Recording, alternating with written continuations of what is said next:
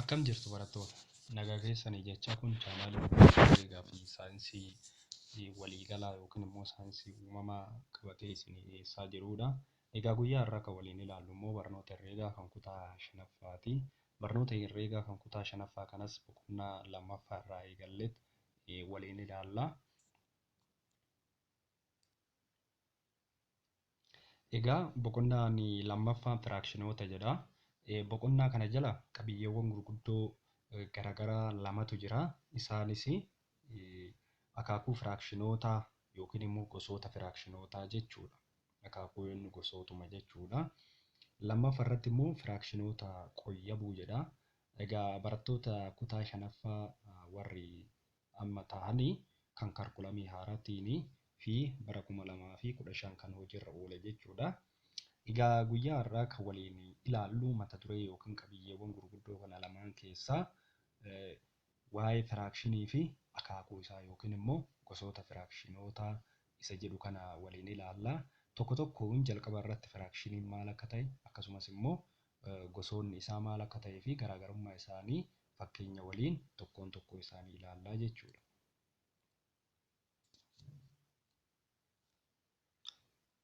Egaa barattoota qabiyyee keenya kan guyyaa har'aa waliin ilaallu akkuma duratti jenne akaakuu firaakshinootaa kan jedhu kana waliin ilaalla. Jalqaba irratti firaakshinii jechuun maali? Jalqaba irratti hiikni kan nuti keenyu hiikuma firaakshinii waliin keenyaa jechuudha. Firaakshiniin haala lamaan kaa'uu ni dandeenya yookiin hiika isaa haala lamaan kaa'uu ni dandeenya. Kunis kutaa afuraffaa keessatti akkuma barattanii firaakshinii kan jennuun kutaawwan yookiin qoqqoodinsa waan guutuu ta'e tokkooti jennet kenna. Kutaawwan yookiin qoqqoodinsa waan guutuu ta'e tokkooti. Kana jechuun maalidha?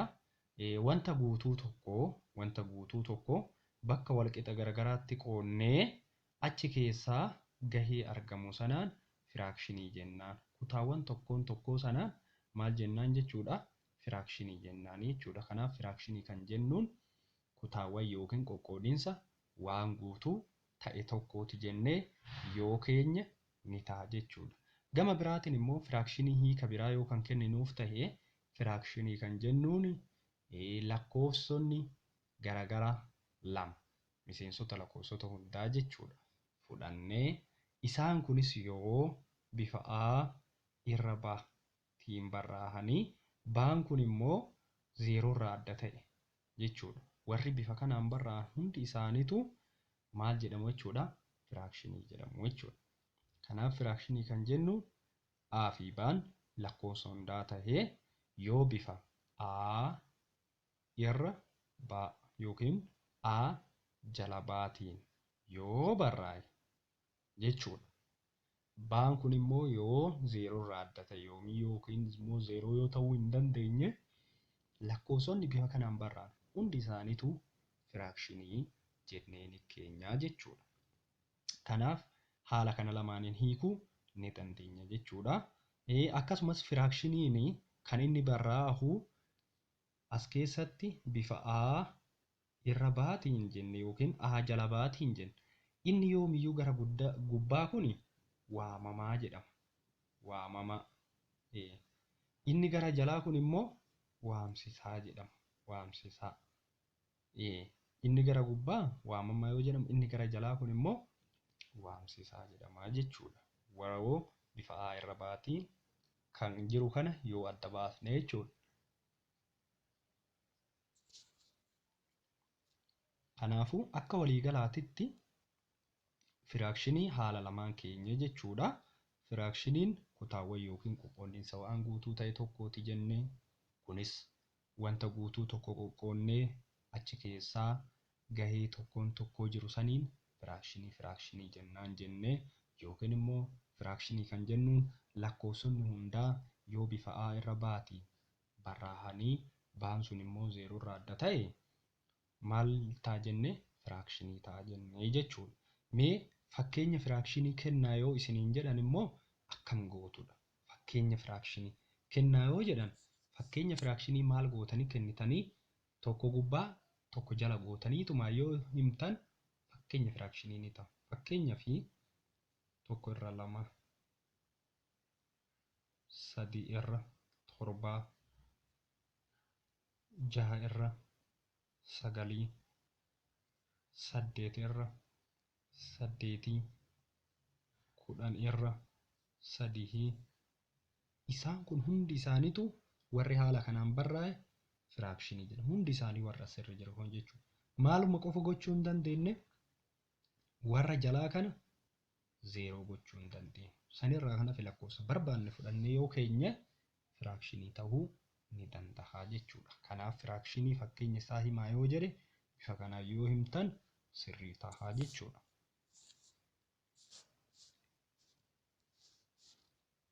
Inni asirratti argitan kunis immoo firaakshiiniidha. Kunis fakkeenyaaf yoo kan laallu taate danaan kun tokko ture bakka meeqatti qoodame 1 2 3 4tti qoodame. Bakka walqixa 4tti qoodame 5 qoodame amma gidduun kunis qoodaa qaba. Dogongoran malee as keessaa kan hafe jechuudha. Adiin kan halluun dibamiin 2. Meeqa keessaa 2tu dibame 5 keessaa 2tu hin dibame kan hin dibamin jechuudha. Kan dibame immoo 1 2 3 3 jechuudha. 3 irra 5.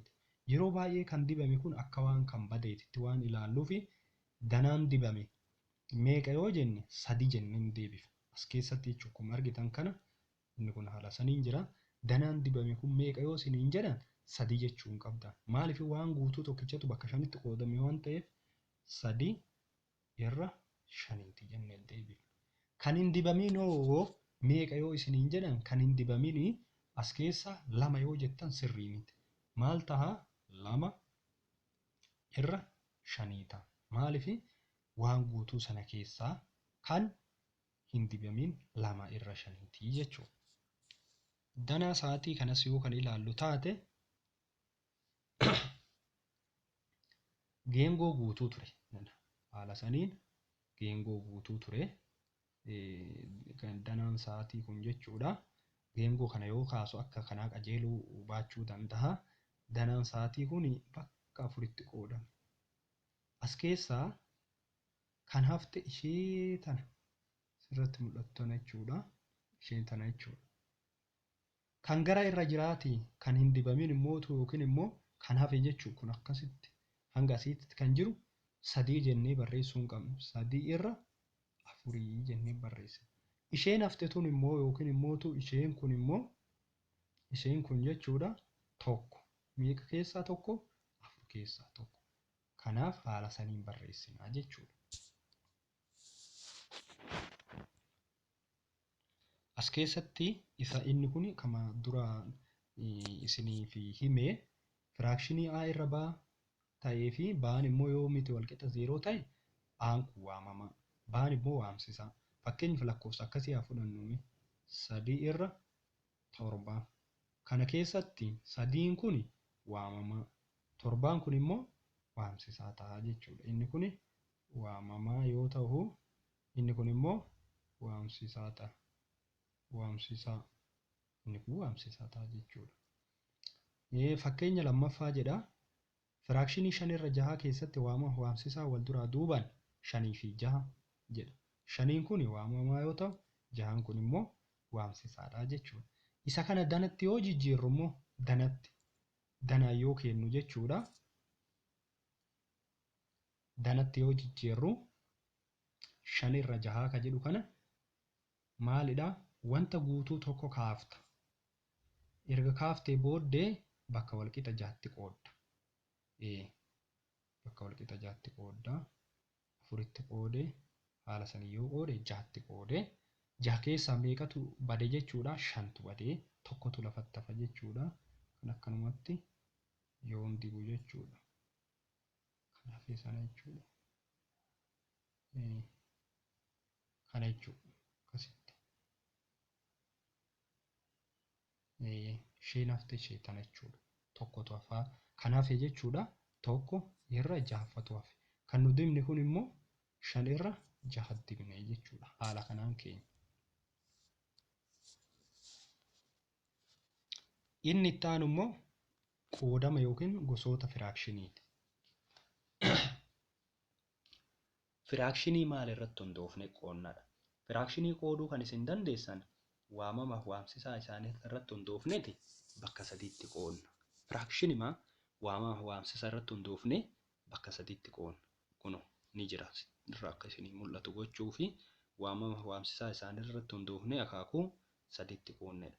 Tokkoffaan firaakshinii sirrii, lammaffaan immoo firaakshinii sirrii hin taane, sadaffaan immoo firaakshinii makaati. Isa kana mee tokkoon tokko isaatiin haa ilaallu. Firaakshinii makaa kan jennu maali? Firaakshinii sirrii hin taane kan jennu maali? Firaakshinii sirrii kan jennuun maali isa jedhu. Jalqaba irratti tokkoffaa irratti firaakshinii sirrii irraa ka'a. Firaakshinii sirrii kan jennuun maali?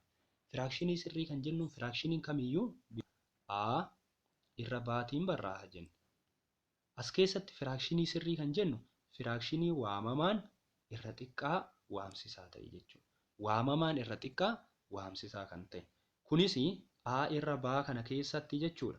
Firaakshinii sirrii yoo ta'e A'n kun irra xiqqaa ba'a. A'n kun irra xiqqaa ba'a. Yoomiyyuu A'n kun yookiin waamamaan irra xiqqaa waamsisaa ta'uu qaba. Lakkoofsi sun waamsisaadhaa gadi ta'uu qaba.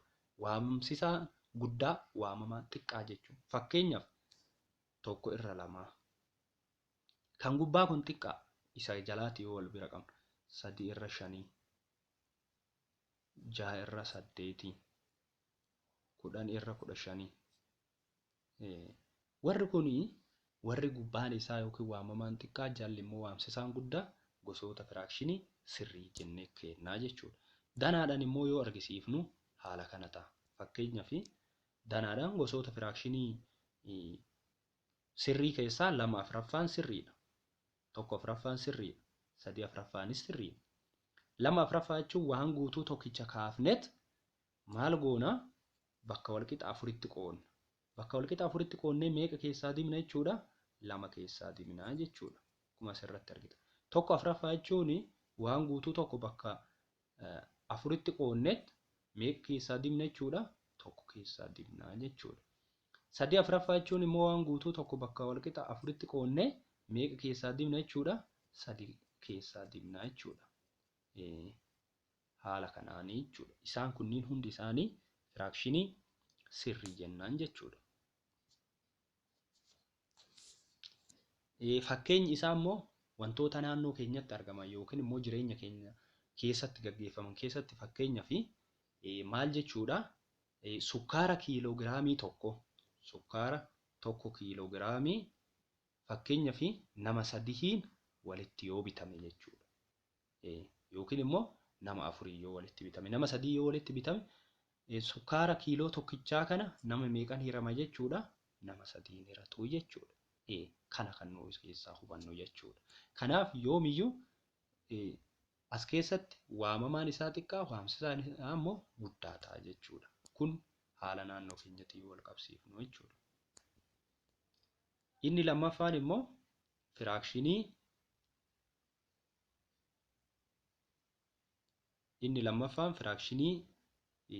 sirrii hin taane. Firaakshinii sirrii hin taane kan jennuun immoo maali? Ni ilaalla. Kaan immoo maal akka ta'e jechuudha. Firaakshinii sirrii hin taane kan jennuun immoo firaakshinii waamamaan immoo amma irra guddaa yookiin walqixa waamsisaa ta'e. As keessatti maalidha?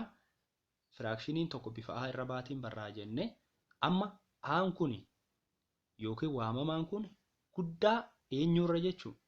Waamsisarra.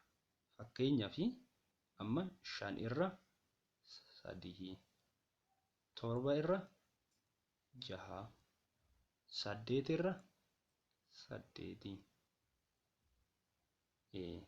Jarri kun amma ni ta'a. 9 irra 9. Maaliif as keessatti firaakshinii sirrii hin taane kan jennuun waamamaan kun waamsisaa caaluu qaba. Yoo hin caalu ta'e immoo carraa walqixa ta'uu ni qaba. Carraa waamamaa fi waamsisaan isaa walqixa ta'uu ni qaba jechuudha. Bifa kanaan warri kenname hundi isaaniitu maal ta'a jechuudha? Firaakshinii sirrii hin taane ta'a jechuudha. Asirratti haa fudhannu fakkeenyaaf 5 lammaffaa jedha.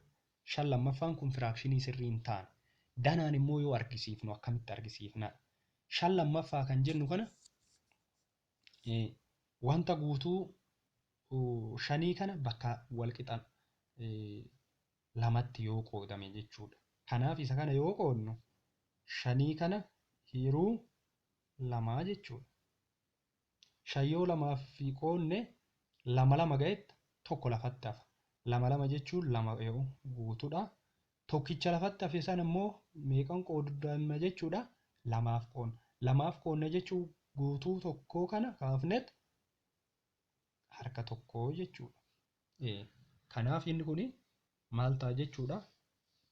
Firaakshinii sirrii hin taane jechuudha. Innis fakkeenyaaf asirratti danaan kan argisiifne kun firaakshinii 5/2 jechuudha. 5/2 kun firaakshinii sirrii hin taane jechuudha.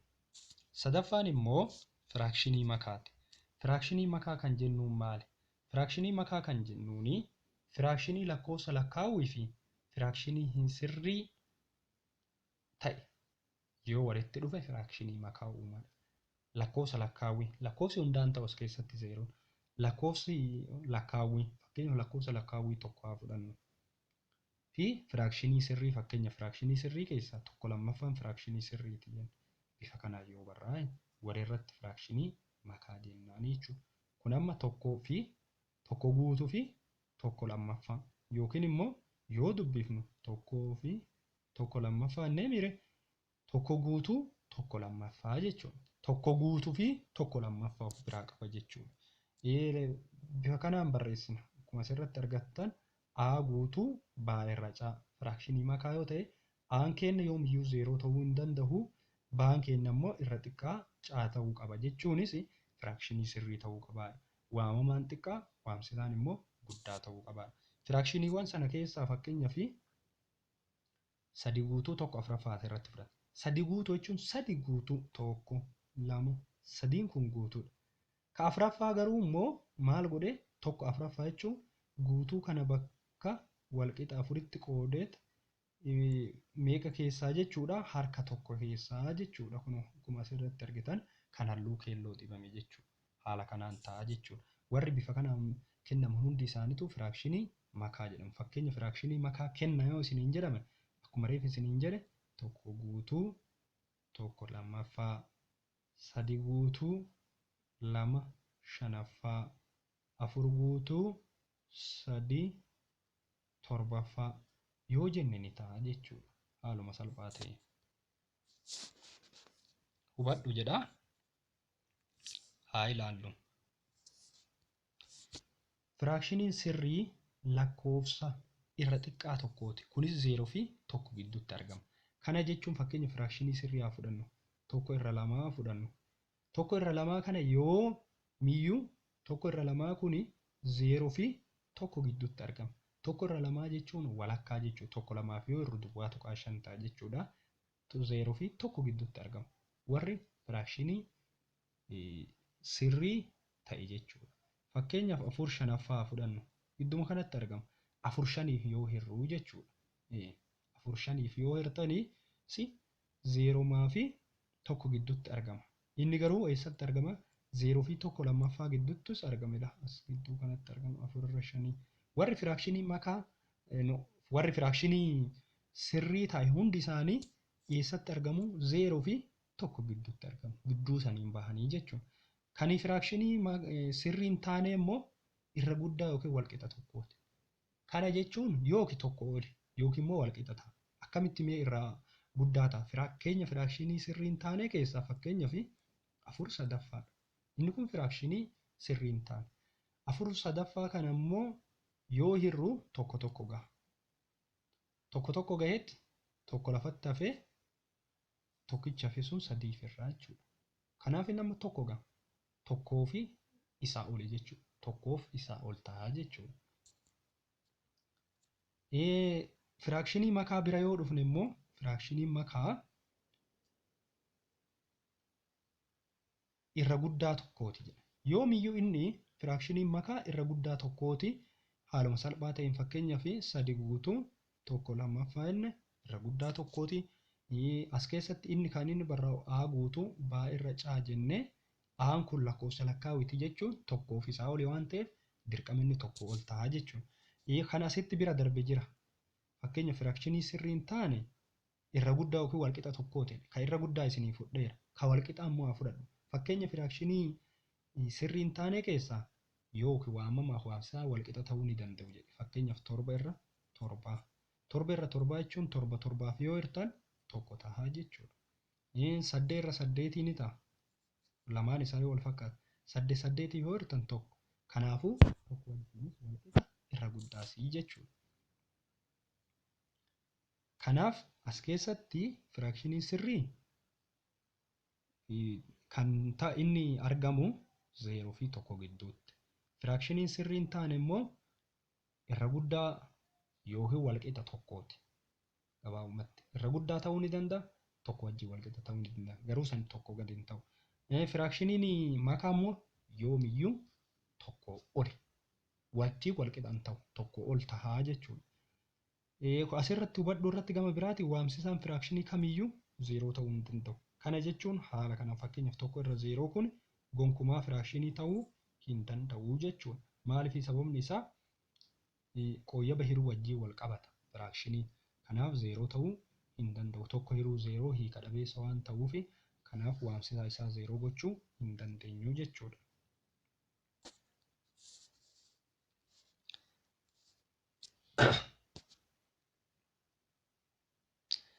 Gilgaalaadhaa firaakshinota armaan gadii firaakshinii sirrii yookiin sirrii hin taane jechuun adda baasii jedha. Fakkeenyaaf haa ilaallu. A irratti kan jiru 5 irra 7 kun sirriidha. 6 irra 6 kun sirrii hin taane, 3 irra 2 kun sirrii hin taane, 7 irra 9 kun immoo kan sirrii ta'e jechuudha. Lammaffaa firaakshinii sirrii hin ta'in firaakshinii makaaf fakkeenya kennu moodeelaan argisiisedha. Fakkeenyi firaakshinii sirrii tokkuma tokko isinii haa fudhu. 1 irra 3. Firaakshinii sirrii hin taane immoo 3 irra 2. Firaakshinii makaa immoo 2 guutuu 3 irra 4. Kunniin firaakshinota fakkeenya firaakshinota kanneen tartiiban yoo fudhattanii jechuudha. Moodeela armaan gadii keessatti qaama dibame firaakshinii kaa'an. Qaama dibame as keessaa isa kana firaakshinii kaa'uudhaaf jalqaba baay'inni isaa lakkaa'uu qabdu. 1 2 3 4 5. 5tu jira. Kan dibame 5 kana keessa 3 jechuudha. Kanaaf 3 irra 5 jennee ibsina. Kanallee kan guutuu isaan lakkoofna dursu 1 2 3 4 5 6. 6 keessaa meeqatu dibame? 5tu dibame. 5 irra 6 jenneet haala kanaan kenna jechuudha. Firaakshinota tokko gara akaakuu firaakshinii biraatti jijjiiruu jedha. Mee jalqaba irratti fakkeenya 6ffaa kanarraa haa kaanu. Firaakshinii nuuf kenname tokko akkamitti gara taanutti jijjiiruu dandeenya? Tokkoffaarratti firaakshinota makaa armaan gadii gara firaakshinii sirrii hin taanetti jijjiirre. Gara firaakshinii sirrii hin taanetti. Asirratti kan kenname kanuma kitaaba keessanii irraa jiru kana haa ilaallu. Fakkeenyaaf gara firaakshinii sirrii hin taanetti jijjiirii jedhee gabaabumatti furmaatuma biraadha immoo akka sirriitti isiniif mul'atu jechuudha. Irratti 3 guutuu tokko lammaffaa kana gara firaakshinii gara biraatitti yoo jijjiirru akkam ta'aadha? Maal gootu? 2 baay'isuu 3 asii ol baay'iftan jechuudha. Ita'uu tokkooti. 2 baay'isuu 3 yookiin 3 baay'isuu 2 jechuudha. Kan gara gadii kana gidduu kanatti baay'isuu fayyadamtan. Gara olii kanatti immoo ita'uu fayyadamtan. 3 baay'isuu 2 ita'uu tokkooti. 3 baay'isuu 2 6 ta'a. 6 ita'uu tokko irra 2. 2 kun jalaan haftu jechuudha. Yoomiyyuu jaluma deemti. 6 ita'uu 2 7 irra 2 ta'a jechuudha. Baa irratti yoo fudhattan tokko guutuu 2 sadaffaadha. 3 asii ol baay'iftu. 3 baay'isuu tokko 4. Ita'uu 2 3 baay'isuu tokko 3 ta'a. 3 baay'isuu tokko 3 3 kanarratti ita'uu 2 jettaniin 5 ta'a. 5 irra 3 fudhannaa jechuudha. Caarratti 2 guutuu 3 afuraffaadha. 4 baay'isuu 2 ita'uu 3 asii ol naannessin jechuudha. Akkas 8 irratti 3 yoo idaatan immoo 11 irra afurii ta'a jechuudha. Inni lammaffaan immoo ajajni lammaffaan jechuudha maal jedha? Firaakshinii sirrii hin ta'in armaan gadii gara firaakshinii makaatti jijjiire jedha. Amma sadii lammaffaa kana gara firaakshinii makaatti jijjiirra. Sadii lammaffaa kana jechuudha. Sadii lammaffaa kana jijjiiruu fi sadii hiruu lamaa jettanii. Sadii hiruu lamaa meeqa ta'a? Tokko ta'a. Tokko ta'ee hafteen meeqa? Hafteen tokko. Meeqa firtaniiti? Lama firreeti. Kanaaf deebiin isaa tokko guutuu tokko irra lamaa kana ta'a jechuudha. Kan torbaas irra sadiis akkasuma torba hiruu sadii jettan. Torba yoo sadii firtan lama gaha. Lama gaha. Hafteen keessan immoo tokko. Tokko meeqa firtaniiti? Sadii firtanii. Tokko irra sadii ta'a jechuudha deebiin isaa. Caallee haa fudhannu. Shan hiruu afuriiti. Shan afuriif yoo jettan tokko gaha. Hafteen isaa hoo tokko tokko gaha. Hafteen isaa tokkotu hafe tokko meeqa firtan jechuudha? Afuriif. Afur kama dursa jiru jechuudha tokko irra afurii. Tokko guutuu tokko afuraffaa kana ta'a jechuudha. Kan gara olii sanitti deebinee akka isiniif hubatamuuf yoo laalle fakkeenyaaf sadii guutuu tokko lammaffaa jedhame lama baay'isuu sadii ida'uu tokko irra lama. Kanuma achirra jiru kan jechuudha kunuun. Lama baay'isuu sadii ja'a ida'uu tokko torba irra lama. Torba irra lama argan kunuun sitti torba irra lama. Baarra kan jiru tokko guutuu lama sadaffaadha. Isin maal guutuu asitti isaan argachuu? Sadii baay'isuu tokko ida'uu lama irra sadiiti. Wal qixanii ta'a. Sadii baay'isuu tokko sadii ida'uu lama shan irra sadii. Shan irra sadii ta'a deebiin isaa kunuun. Caarratti immoo lama guutuu sadii afuraffaa jedha. Lama guutuu sadii afuraffaa jechuun afur baay'isuu lama ida'uu sadii irra afuriiti. Afur baay'isuu lama saddeet ida'uu sadii immoo ida'uu sadii kudha tokko irra afurii ta'a jechuudha. Kudha tokko irra afurii ta'a deebiin isaa haala kanaan jijjiirtu jechuudha. Firaakshinota gitaa jedha. Firaakshinii gitaa kan jennu maalidhaadha? Firaakshinii gitaa kan jennu. Firaakshinii gitaa kan jennuun firaakshinota garaagaraa ta'anii kanneen waa wal qixaa tokko ibsan jechuudha. Wama wal qixaa tokko ibsan. Kana jechuun fakkeenyaaf daabboo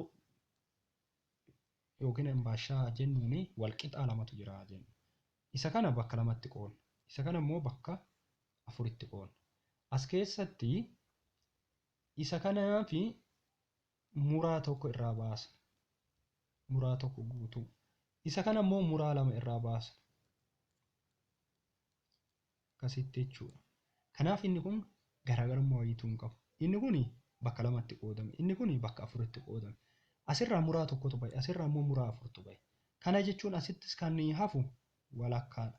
Asittis kan hafu walakkaa. Walakkaa jechuun lama afuraffatu hafe. Firaakshinonni kunniin lamaan yoo laallu immoo garaagara.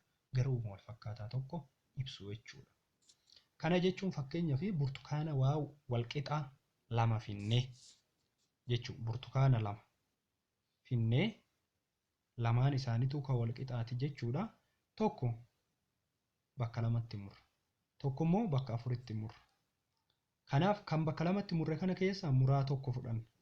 Kan bakka afuritti murre kana keessaa immoo namni tokko muraa lama fudhata. Kan muraa tokko fudhatee fi kan muraa lama fudhate kunis garaagarummaa wayiituu hin qabu. Inni kun irratti inni isa tokkoffaa kanarratti muraan bakkuma lamatti murameetta kan gara tokkoo fudhate. Isa lammaffaa kanarratti immoo muraan ni baay'ate. Muraa bakka afuritti garuu innillee walakkama fudhatee jechuudha. Kanaaf garaagarummaa wayiituu hin qabu. Lakkoofsaan garaagarummaa qaba malee jechuudha. Fakkeenyaaf asirratti haa ilaallu. 6 irra 10 fi 3 irra 5. Amma wantoonni kun lamaan wal qixa. Isaan asirratti argitan kun lachuu wal qixa. Inni gara olii kun bakka 10tti murame. Bakka 10tti murameet meeqa keessaa fudhate? 6 fudhatame. 6 bakka 10tti murame jechuudha. Inni kun immoo bakkuma 5tti murameet 3 fudhate. As keessatti garaagarummaa wayiituu hin qabu. Muraa qofatu baay'ate ka oliiti irratti. Ka garii immoo dirratti immoo muraan xiqqooma jechuudha. Muraan haa xiqqaatu malee hammi wanni kana fudhatee hundi isaaniitu waluma qixa jechuudha. Garaagarummaa hin qabu jechuudha. Kana taha inni biraa firaakshinota wal gitaa hin taane fakkeenyaaf asirratti haa fudhannu. Tokko lammaffaa fi lama sadaffaan firaakshinoota gitaa miti. Tokko lammaffaa jechuun waan guutuu tokko qopheessiti bakka lamatti qoodi harka tokko jechuudha. Inni jalaa kun immoo waan guutuu tokko fudhu bakka sadiitti qoodedha. Achi keessaa immoo meeqa jedha? Lama fudhuu jedha. Akkasitti jechuudha. Kanaaf firaakshiniin kun lamaan isaa yoomiyyuu walqixa ta'uu hin danda'anii jechuudha. Muraan isaas akkasumas immoo qoodamni isaa gaheen isaa garaagaraa jechuudha.